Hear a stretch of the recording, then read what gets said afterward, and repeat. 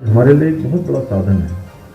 और बार बार मैं, क्योंकि जितनी मीटिंगों में जाता हूँ, हमारे देश के यशस्वी प्रधानमंत्री मोदी जी हर समय साइंस की बात करते हैं और टेक्नोलॉजी की बात करते हैं। उनका कोई भी कार्यक्रम ऐसा नहीं होता है जिसमें साइंस टेक्नोलॉजी न हो।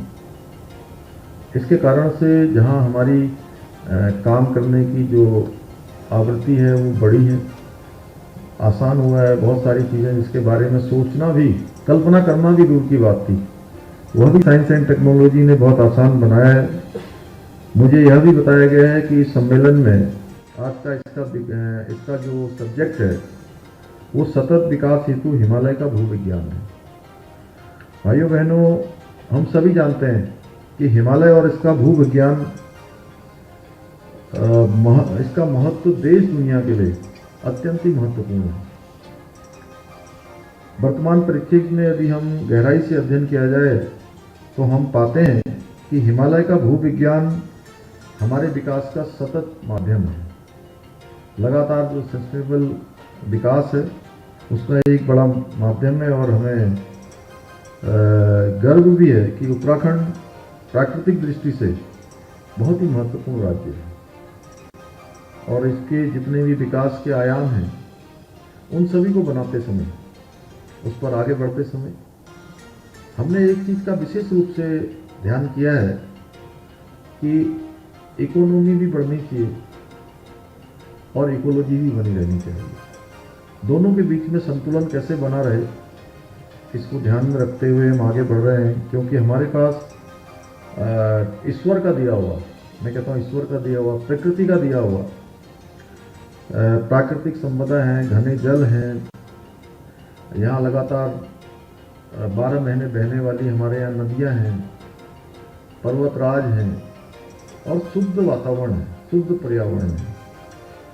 और ये जैव विविधता ये पूरे देश और दुनिया में मैं कहूँ कि अपने आप में अलग से विशिष्ट है।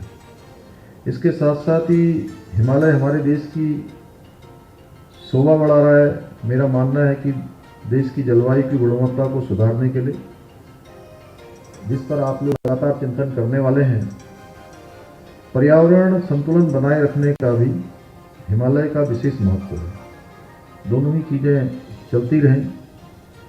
हाइड्रो पावर की दृष्टि से भी हमारे यहाँ बहुत संभावनाएं हैं, उसके लिए भी विशेष महत्व है कि सही अर्थों में देखा जाए तो यह ऊर्जा का अप्रत्यक्ष स्रोत भी है।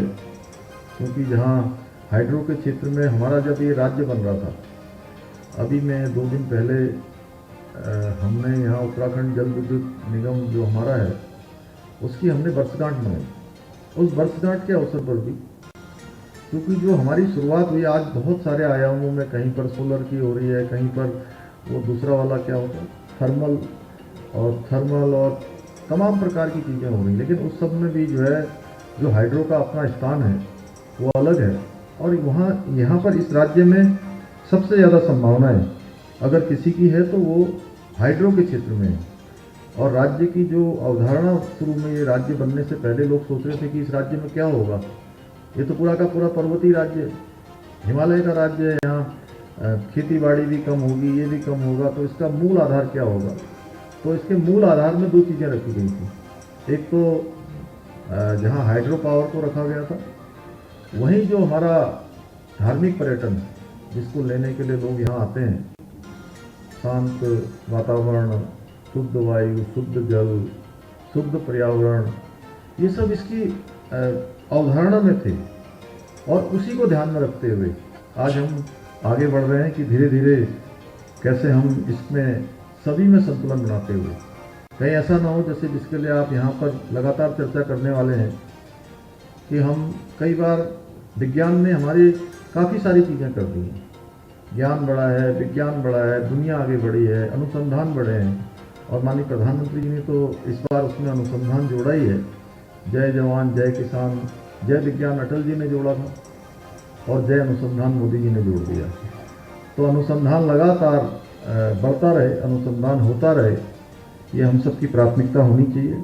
और आज के समय में जिस प्रकार से जो प्राकृतिक हमारे संसाधन हैं उनका जो दोहन किया जा रहा है उससे काफ़ी ज़्यादा, क्योंकि हमको सुविधाएं मिल रही हैं, भौतिक साधन मिल रहे हैं, लेकिन उसके साथ साथ एक चुनौती भी हमारे सामने खड़ी हुई है। चुनौती यह है कि अभी अचानक कभी भूस्खलन आ जा रहा है। वैसे तो हम तो ऐसे राज्य में हैं कि ये हमारे लिए प्रत्येक वर्ष की जो है चुनौती है, प्रत्येक साल ये होता ही है, लेकिन अचानक अभी कलाचंद जी एक दिन मुझे वहाँ घूमते हुए मिले, यहाँ देहरादून में आपदा आ गई। आप विश्वास कर सकते हैं कि ये जितना बड़ा ये मकान है, ये इसकी पहली मंजिल है जहाँ हम सब बैठे हैं, इतने ऊपर तक, जमीन से ऊपर इतना पानी आ गया एकदम से। और मैं खुद उस स्पॉट पर गया, बल्कि उस दिन हम जा भी नहीं पा रहे थे, वहाँ कार नहीं जा पा रही थी, तो हमने कहा कैसे जा सकते हैं, कैसे जा सकते हैं, क्या हो सकता है। तो जाने के लिए हमने काय का उपयोग किया था पता है? कलाचंद जी नहीं, वो क्या है, जेसीबी में बैठ के गए थे। रामनगर के कोसी बैराज नदी